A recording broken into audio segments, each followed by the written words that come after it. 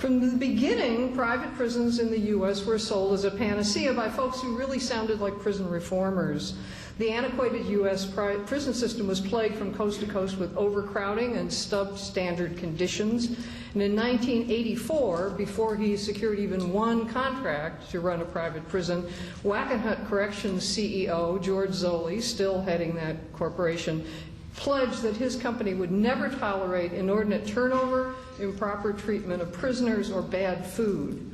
In 1985, the Corrections Corporation of America, still our largest and oldest private prison corporation, when they held just a handful of small contracts, none for running prisons, made an audacious bid to take over and run the entire Tennessee state prison system. In their home state, top executives made an offer of $100 million in cash and notes in exchange for a 99-year lease of the prison facilities. When CCA's prison Tom Beasley sat down with then Governor Lamar Alexander and the state's legislative leadership to present what he called the best correctional plan ever written, he brought along a Merrill Lynch official to explain how the money, along with another $150 million for capital improvements, would be financed with help from Merrill Lynch and Prudential Bache. Beasley promised that CCA management would provide improvements across the board. Prisons would be built faster and cheaper. Prison management would cost less.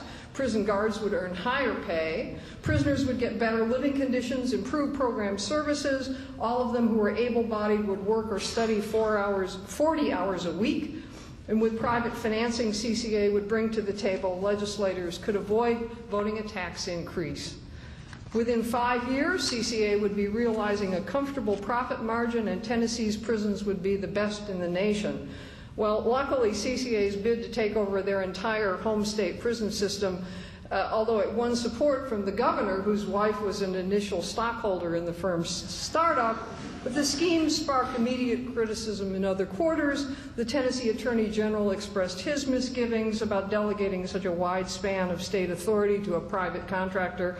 Most legislators weren't prepared to turn over the state's prison operating budget of $170 million to a private company with no track record. CCA had to wait another 6 years before they finally secured a contract to run a single prison in their home state. Now fast forward to July 25th, 1998, when 6 prisoners from Washington, D.C. escaped from a CCA prison in Youngstown, Ohio. This is probably the best known private prison story in the state. The escapes brought a national media spotlight to illuminate a prison that had spun completely out of control.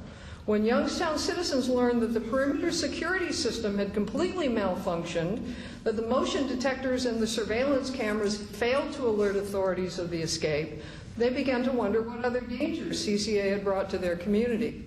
When they were told that prison officials had not known that the escapees were missing until another prison told them, Youngstown residents began to wonder about the caliber of staff that was running the prison. When they heard that there had been a total of 20 stabbings and 2 homicides at the facility in little more than a year of operations, they began to understand that the prisoners' claims that CCA had failed to introduce the most basic safeguards to protect them were true.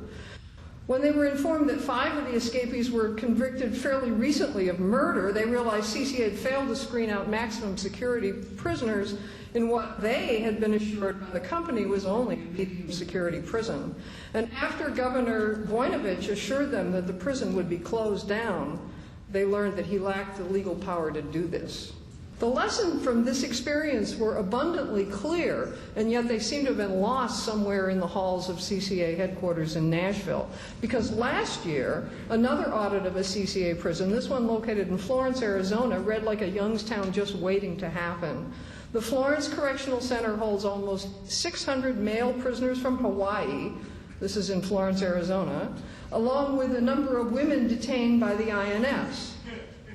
In April 2001, the Florence Center erupted in violence, a string of serious assaults, a riot on the prison yard that left a prison guard and 3 prisoners with serious injuries in the hospital. And that same month, a prisoner died at Florence of a heart attack that prison officials say was caused when he swallowed several packets of drugs to conceal them. When prison auditors flew in from Hawaii to inspect the prison, they termed it a prison in turmoil, with an atmosphere so hostile that most areas of the prison were deemed too dangerous to be toured. They determined that a prison gang had taken control and was running the prison. Gang members were said to be attacking other prisoners and staff, dealing drugs, having sex with the women housed at Florence under the INS contract. Some staff were said to be working for the prison gang. One guard admitted to providing drugs for prisoners in exchange for personal protection. The auditors raised a variety of familiar complaints to anyone who'd read the Youngstown study. Security staff were inexperienced and undertrained. They were neglecting the most basic security measures, failing to search prisoners for contraband or to exert adequate control over their movements within the facility. There were discrepancies with regard to the security classification system. Prisoners in different custody levels were not being separated as required to protect low-risk prisoners from predatory gang members. The medical unit at the prison was grossly understaffed. Education and treatment programs were operating far below the contract expectations. The cultural gap between Hawaiian prisoners and the CCA staff was wide. Many prisoners complained of racial slurs. They had been called beach niggas by the staff. CCA is not the only U.S.-based prison company with serious problems. The Wackenhut Corrections Corporation operates 2 prisons in New Mexico where 4 prisoners and a guard were murdered over a 9-month period ending in August 1999. The following year, a juvenile court judge in Louisiana was so shocked at the violence and the brutality in that prison that he began ordering release of young offenders from the facility, charging that Wackenhut was treating these youngsters no better than animals. Private prison executives will tell you that the problems of this nature are found in only a handful of underperforming facilities. But what does the record show about how the entire industry stacks up against our public prison system? First, there's a great deal of evidence that many private prisons are not able to maintain a stable, experienced workforce. Staffing issues lie at the core of prison management. With forced confinement of troubled individuals as its primary purpose, the prison environment is conducive to disorder and violence. The safety and security of prisoners and staff alike are contingent on the training and experience of correctional officers. According to the Correctional Yearbook, annual turnover rates in private prisons run 3 times higher than in public prisons, 52% for the private prison industry in the U.S. compared with 16% for public prisons. A recent Federal Bureau of Prisons Office of Research Evaluation assessment of private prisons in the U.S. found much higher rates of staff turnover than at federal prisons, especially during the critical activation period. Almost half of the private prisons surveyed while under activation had a turnover rate of 50% or more in just 6 months.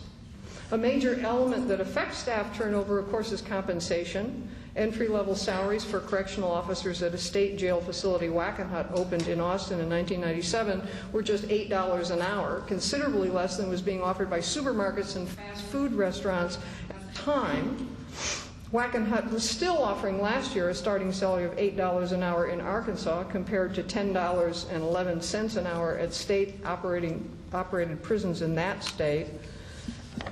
High rates of turnover result in a less experienced staff and also contribute to staff shortages. So it should come as no surprise that the Bureau of Prisons study turned up other disturbing facts. The rate of escapes was much higher for private prisons compared to federal prisons, and on a second critical measure of effective prison security operations, private prisons lag significantly behind the federal prison system. Random drug testing results show that while more than 60% of the federal prisons reported no positive hits for drugs during the month of July in 1999, only a third of the private prisons could make this claim. Even more troubling statistics turned up when the Bureau of Justice Assistance published the report of comparing state prisons with private prisons across the board in the United States.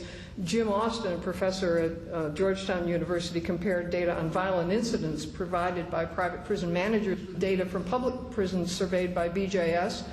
Prisons with comparable security levels, he found 49% more assaults by prisoners on guards in private prisons and 65% more on inmate assaults.